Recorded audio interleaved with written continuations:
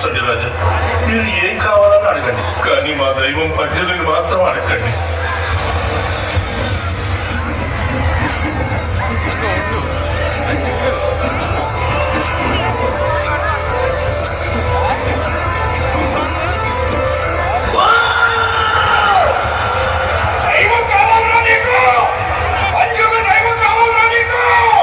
మీరు తప్ప నాకు ఇంకేం అక్కర్లేదు పంజుర్లి.